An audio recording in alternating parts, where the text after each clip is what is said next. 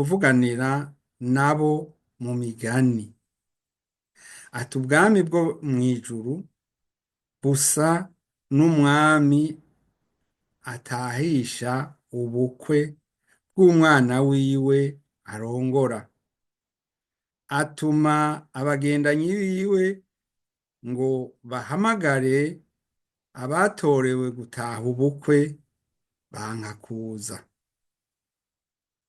Yongera gutuma abagendanyi ati mubwire abatowe muti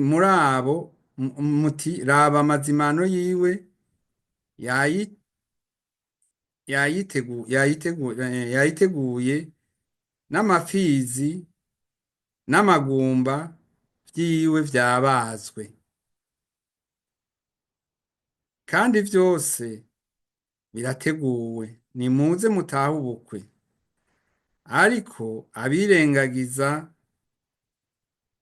barirengagiza barigira, umwe aja mw'itongo ryiwe, uwundi mu bidandazwa vyiwe, abasigaye bafata abo bagendanyi biwe babakorera ibara barabica. Uwo mwami araraka agomora ingabo ziwe, ahonya abo bicanyi, ayigiza igisagara cabo. Maze abwira abagendanyi biwe ati ubukwe buriteguwe, ariko ababutorewe ntibari babukwiye. Nuko nimugende mu mayira abiri, abo muri buboneyo bose mubahamagare baze babutahe. Abo bagendanyi baragenda baja mu nzira bakoranya abo babonye bose, ababi n'abeza, mu bukwe huzura ababutorewe. Umwami yinjiye kuraba abatowe, abonamwo umuntu atambaye impuzu y'ubukwe. Aramubaza ati mugenzi wanje, winjiye ute hano utambaye impuzu z'ubukwe? Arajoregwa. Maze umwami abwira abakozi biwe ati nimumubohe amaboko n'amaguru, mumuterere hanze mu mwiza, niho hazoba amarira y'ukuryanya insya z'amenyo, kuko abatowe bari benshi, ariko abatoranijwe bakaba bake. Aya majambo yarantangaje.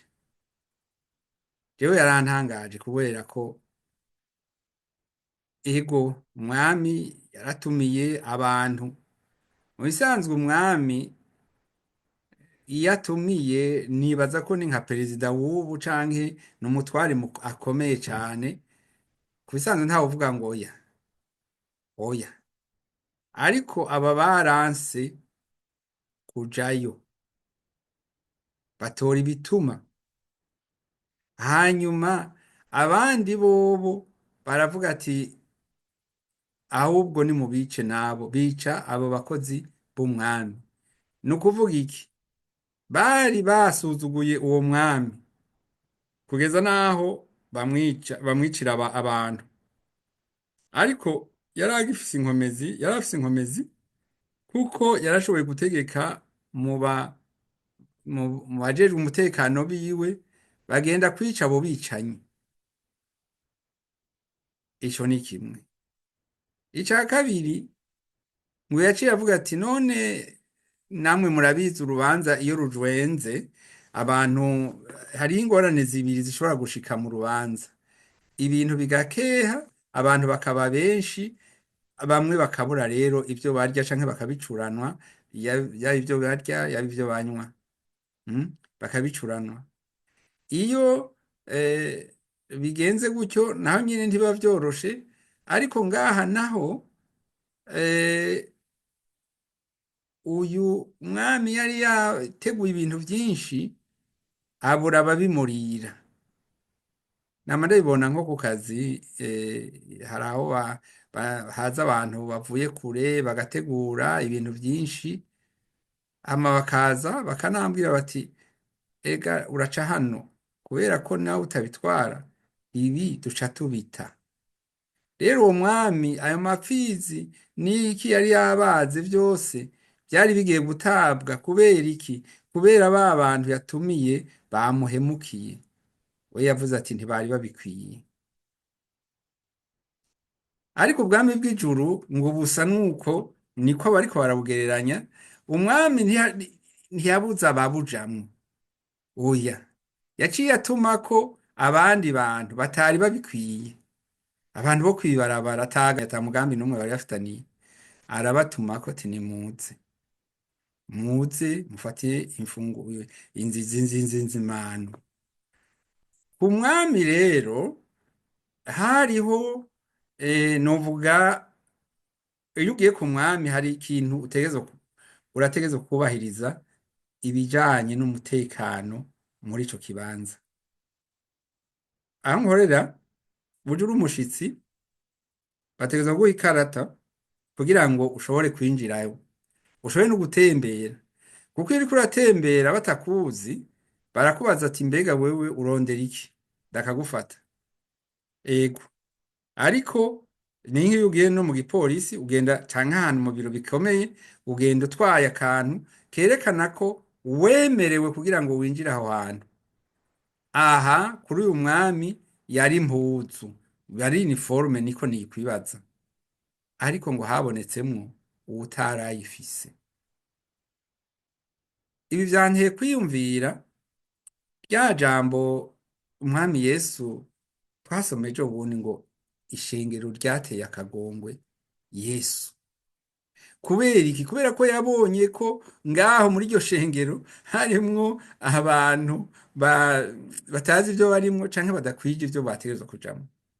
Uyu muntu rero wewe atari afise umwambaro, ntawuzi ko ari umwe canke bari benshi, ntawuzi ko batubwiye iyo ntuzi imwe ikayi uyo muntu umwe, baciye bavuga bati nimumubohe mumutere mu mwijima, aho bavuga ngo niho hazoba amarira no kuryana insya z'amenyo. Ni kuvuga iki? Uko je nabitahuye nuko iyo ugiye ku mwami hari ikintu gihinduka, hari ikintu utegerezwa gukora kugira ngo nawe use n'abari ngaho ibwami.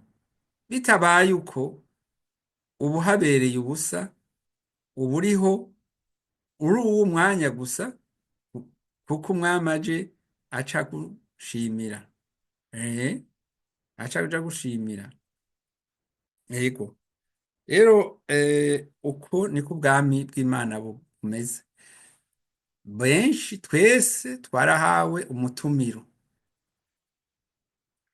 Urumva muri aha hariyo abatemeye, mugabo nk'abemeye nabo nyene bashitse aho hantu bategerezwa kuba bafise uwo mwambaro. Nk'uko bavuze uwo muntu atari afise umwambaro, ashobora kuba yari yaje muri ba bandi babuze batashoboye kuza, ariko akaza atitwije. Ego rero muri make iri jambo ni kutubwira ngo nitwikwize, kubera ko ubwa mbere hari ukwitaba umutumiro, ubwa kabiri hari kuba wambaye nk'uko bikenewe, nk'uko bikwiriye kuba. Ego iryo nagerageje kuraba ubwami bw'ijuru none bumeze gute. Ubwami bw'ijuru hariho ibigereranywa byinshi dusoma mu butumwa bwiza, aho Yesu yagiye avuga ngo ubwami bw'ijuru bumeze uku, ubwami bw'ijuru bumeze nk'imbuto umurimyi yagiye gutera imbuto, ibindi n'izindi nyinshi. Ariko reka nabarondereye ijambo riri muri Zaburi 17 havuga ngo ariko imbabazi Uhoraho agirira abamwubaha zahereye kera hose zikazoshitsa ibihe byose, kandi ukugororoka kwiwe kuzoshitsa no ku buzukuruza babo. Niko agirira abitondera isezerano ryiwe, bikubita ivyagezwe vyiwe, eh, ba- eh, bakibuka ivyagezwe vyiwe. Uhoraho yahamangiye intebe yiwe mw'ijuru, ubwami bwiwe buganza vyose. Ego, uhoraho yahamangiye intebe yiwe mw'ijuru, ubwami bwiwe buganza vyose.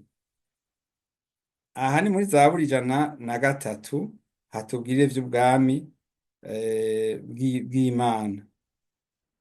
Tubwiye ngo uhoraho yahamangiye intebe yiwe mw'ijuru, kandi ubwami bwiwe bwamaho ibihe bidashira. Ego, reka turabe muri Daniyeli naho. Aha ni muri 4, aho dusoma Nebukadinezoro ingena murazi ko Nebukadinezoro bwa mbere yagwanya Imana, ariko yageze ahantu avuga ngo igihe cashinzwe kirangiye, jewe Nebukadineza nunamurira amaso yanje mw'ijuru, akenge karagaruka, ca mpimbaza isumba vyose, kandi nshima ibaho ibihe bitazoshira. Ndayubaha kuko ingoma yayo ari ingoma itazohangura, kandi ubwami bwayo buzohangama uko ibihe bikuranwa. Kandi ababa kw'isi bose ibagereranya n'ubusa, kandi ikora uko igomba mu ngabo zo mw'ijuru no mu baba kw'isi, kandi ntawoshobora kubuza ukuboko kwayo canke kuyibaza tukora iki. Aha twavuze ku bwami bw'ijuru.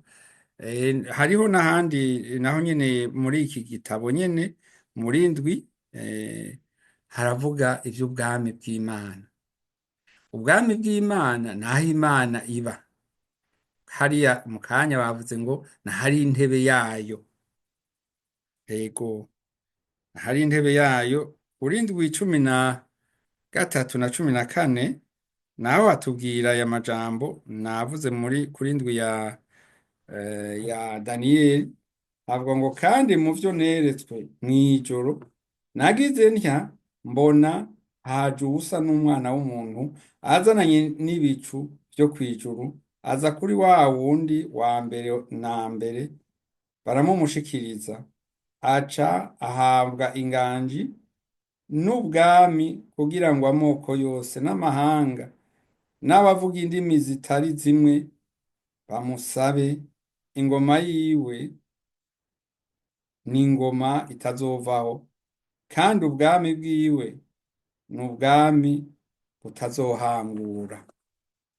Aya n'amajambo make twovuga kuri ubwo bwami bw'Imana, ariko hari ibice vyinshi bivuga ku vyerekeye ubwami bw'Imana. Iyo twama tubwirwa ngo ubwami bw'ijuru, hariya muri Matayo 6:33 ngo nimurondere ubwa mbere na mbere ubwami bw'Imana n'ukugoroka kwayo, mu bindi muzovyongwa kwanyu. Ahandi naho hariya muri Korinto 6 ni igice kitubwira, kitugabisha kugira ngo twimenye twebwe ni bande batazoja mu bwami bw'ijuru. Abatazohahonyora navyo turabisoma hano muri Korinto. Ni igice twamaze gusoma kenshi. Korinto 6:9.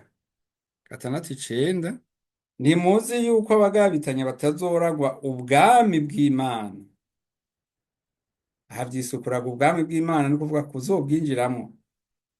Ntimuzimire abashakanyi canke abasenga ibigirwamana canke abasambanyi canke abagabo basambanywa canke abagabo basambana hagati yabo canke ibisuma canke abipfuza canke imborerwa canke abatukana canke abanyazi ntibazoragwa ubwami bw'Imana. Kandi bamwe muri mwebwe niko mwari, ariko mwaruhagiwe, ariko mwarejejwe, ariko mwatsindanishirijwe mu izina ry'Umwami Yesu Kristo no muri mpwemu Imana yacu. Eh, ni ikintu gikomeye kwicara uziti ibyaha byanje byarahariwe. Je ndibuka igihe nakizwa, nama nagiye bavuga ati uwiyumva yuko hari akantu yoshikiriza imbere y'Imana nagende. Ngira ngo nari maze kugenda nka ndwi. Umukozi w'Imana arambwira ati erega iyo wagiye biba bikwiye, ariko ico nashaka ko simpave nihenda ngo ngumeho kandi ndimwo akantu k'agasorobo, akantu kombuza gushika mu bwami bw'Imana. Ariko n'uwo mutima dutegereje kwama tuwufise. Mbega umutima wanje umeze gute kugira ngo iki kibanza ndetse tugihombe? Iki kibanza kirahambaye, ariko iki kibanza si ic'abarozi, si ic'abicanyi, si ic'abatukanyi, oya, si ic'abanyamareba, oya. Ijuru rero turiharanire. Ijuru si ukuvuga ngo turariharanira.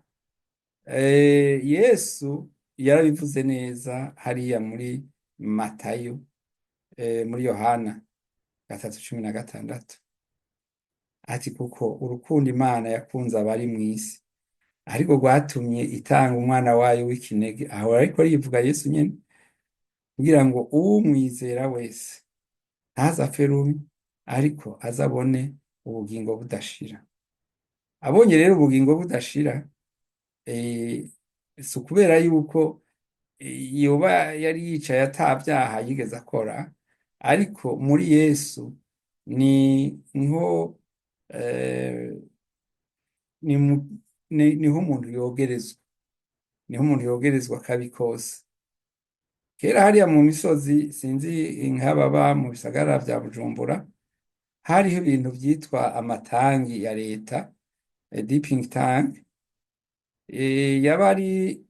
zaba ari ingomero zarimwo umuti ukurako inyondwi, kandi inka zarakorokeramwo muri ayo mazi menshi bashizemwo umuti, zigaca zica mu umuti ugashika ahantu hose kuko zararengerwa n'amazi, hanyuma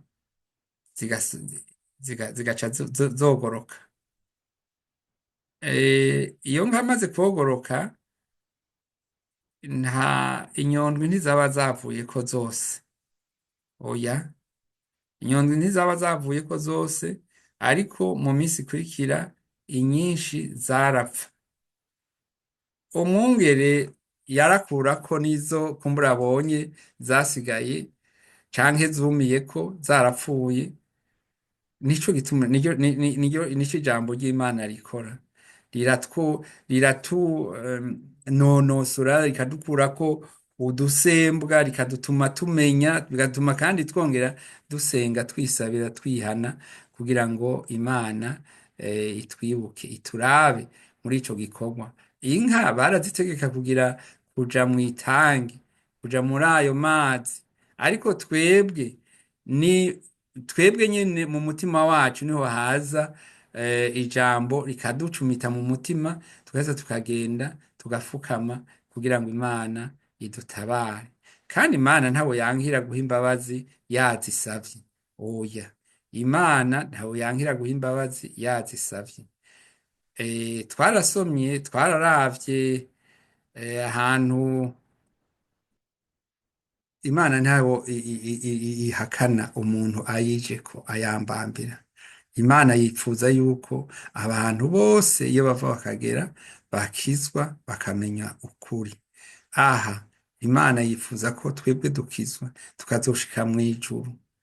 yego, intambwe zo kubigomba ni twebwe tuzigira, ariko ntitwoshobora kuronka inkomezi twebwe twenyene, ntazo tworonka atari muhemu yera Imana iduha kugira ngo dushobore kugira gushika aho hantu.